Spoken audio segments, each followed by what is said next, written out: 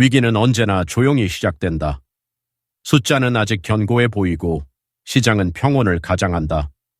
뉴스의 헤드라인은 성장률을 말하고 정부는 안정이라는 단어를 반복한다. 그러나 경제의 균열은 항상 가장 조용한 곳에서 번진다. 환율은 하루 이틀의 변동으로 설명되지만 그 이면에는 외화 유동성의 긴장이 쌓인다. 금리는 정책의 선택처럼 보이지만 사실은 신뢰의 온도를 반영한다. 부동산 가격은 멈춘 듯 보이다가 어느 순간 거래량이 먼저 식고 그 다음 가격이 뒤따른다. 위기는 폭풍처럼 오지 않는다. 얇은 얼음이 서서히 녹듯 신호는 반복되고 누적된다. 기업은 단기 차입으로 버티고 가게는 레버리지로 시간을 번다. 금융시장은 위험을 재포장해 분산시키고 CDS는 아직 낮다는 이유로 안심을 허락한다. 그러나 유동성은 항상 먼저도 망간다. 은행의 창구가 아니라 장부의 구석에서. 경제는 심리로 움직이고 심리는 숫자보다 빠르게 변한다. 이 다큐멘터리는 파국의 예언이 아니다. 이미 지나온 경로를 되짚는 기록이다. 위기가 오기 전 우리는 무엇을 보았고 무엇을 외면했는가? 그리고 같은 신호가 다시 나타날 때 우리는 어떤 선택을 할 것인가? 여기서부터 이야기는 시작된다. 위기의 징후는 항상 분산된 형태로 나타난다. 하나의 지표만으로는 아무 일도 일어나지 않은 것처럼 보인다. 기준금리는 소폭 인상되거나 동결되고 환율은 변동성이라는 이름으로 설명된다. 그러나 중요한 것은 방향이 아니라 속도와 빈도다. 당이 금리가 장기금리를 추월하는 순간 시장은 미래의 성장을 의심하기 시작한다. 외환시장에서 달러 수요가 갑자기 늘고 스왑 시장의 금리가 흔들릴 때 이는 단순한 투기 움직임이 아니다. 자금이 머무르지 않겠다는 신호다. 부동산 시장에서도 가격보다 먼저 거래량이 줄어든다. 대출 규제와 무관하게 실수요자의 발걸음이 멈추고 전세와 월세의 구조가 미묘하게 바뀐다. 기업의 재무제표에서는 이익보다 차입 구조가 먼저 변한다. 장기 자금은 줄고 단기 차입 비중이 높아진다. CDS 프리미엄은 아직 낮아 보이지만 그 곡선이 조금씩 고개를 들기 시작한다. 이 모든 신호는 개별적으로는 설명 가능하다. 문제는 동시에 나타난다는 점이다. 위기는 하나의 원인으로 오지 않는다. 여러 개의 작은 경고음이 겹쳐질 때 경제는 이미 방향을 바꾸고 있다. 척키니 경제 충격은 한 지점에서 폭발하지 않는다. 그것은 연결된 관을 따라 전파된다. 먼저 자금 시장에서 긴장이 발생한다. 은행 간 거래 금리가 미세하게 벌어지고 기업은 평소보다 높은 비용을 감수하며 차금을 조달한다. 이 단계에서는 아직 위기라는 단어가 등장하지 않는다. 그러나 유동성의 가격이 오르기 시작했다는 사실이 중요하다. 돈이 부족해진 것이 아니라 돈을 믿지 않게 된 것이다. 다음으로 환율이 반응한다. 외국 자본은 수익보다 회수 가능성을 우선한다. 환율 상승은 수출 경쟁력이라는 긍정적 해석을 동반하지만 동시에 외화 부채의 부담을 키운다. 이때 금리 인상은 방어처럼 보이지만 가계와 기업의 이자 비용을 급격히 늘린다. 부동산 시장은 이 과정의 후행 지표다. 대출 여력이 줄어들고 담보 가치에 대한 불안이 커지면서 거래가 급감한다. 자산 가격의 조정은 심리를 통해 소비를 위축시키고 소비 둔화는 다시 기업 실적을 압박한다. 충격은 이렇게 순환한다. 금융에서 실물로, 실물에서 다시 금융으로. 위기의 작동 원리는 단순하지만 그 속도는 늘 예상을 앞선다. 글로벌 사례를 보면 위기의 구조는 놀라울 만큼 반복된다. 1997년 IMF 외환위기 당시 한국은 단기간에 외화 유동성이 말라붙으며 환율이 급등했고 고금리와 긴축은 기업과 가계의 부채를 동시에 압박했다. 그 이전까지 성장률과 수출은 양호해 보였지만 단기 외채 비중과 취약한 금융구조는 이미 위험 신호였다. 아르헨티나는 고정 환율로 신뢰를 유지하려 했으나 재정 적자와 외화 부채가 누적되며 통화 가치가 붕괴했다. 그리스는 낮은 금리의 유혹 속에서 국가 부채를 키웠고 위기가 닥치자 긴축은 실물 경제를 급속히 얼어붙게 만들었다. 터키는 통화 신뢰의 붕괴가 환율 급등과 인플레이션으로 직결되는 전형을 보여주었다.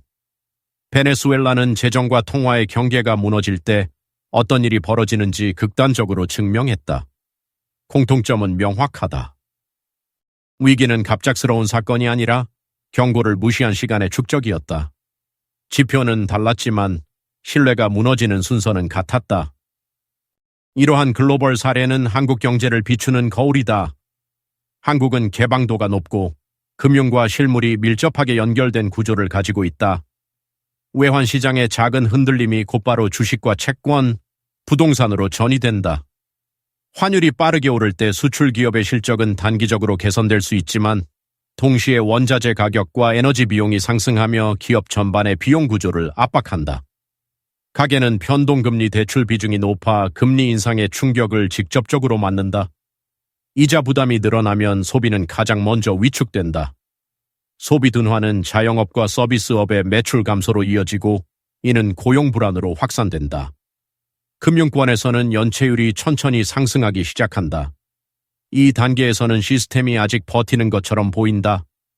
그러나 부동산 시장에서 거래 절벽이 길어지고 담보 가치에 대한 의심이 커질 때 위험은 급격히 증폭된다. 한국 경제의 강점은 빠른 회복력이지만 동시에 레버리지 의존도가 높다는 점이 약점이다.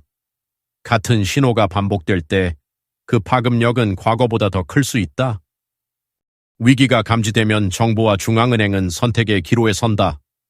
금리를 올리면 환율과 자본 유출을 방어할 수 있지만 동시에 가계와 기업의 부담은 급격히 커진다.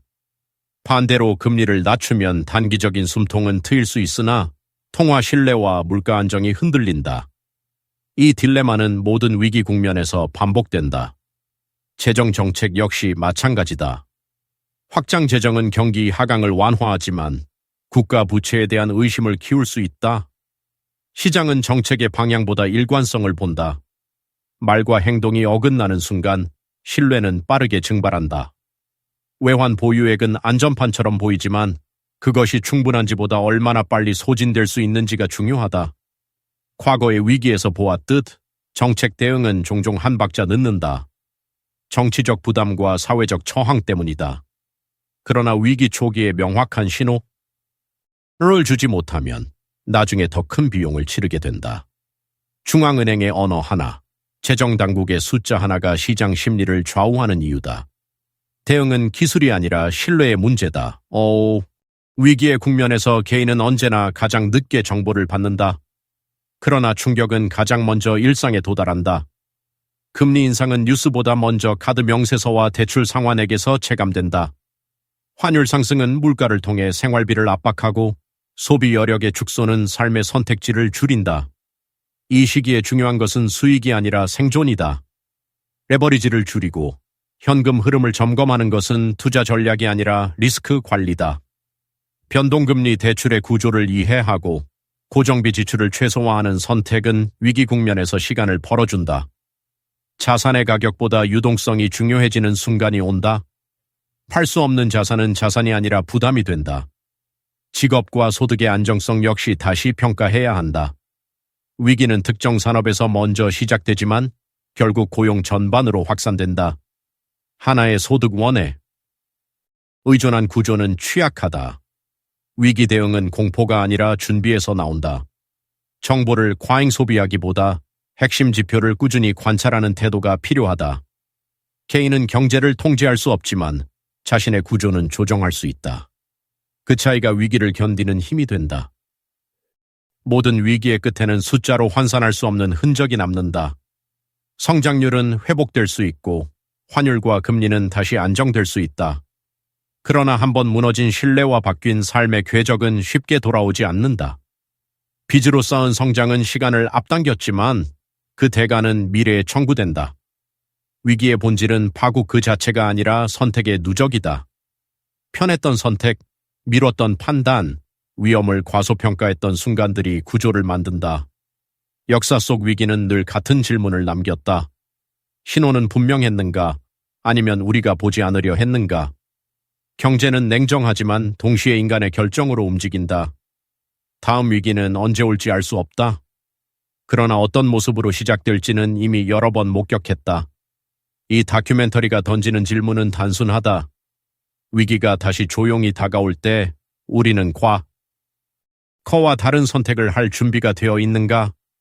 여기서 이야기는 끝나지만 판단은 지금부터 시작된다.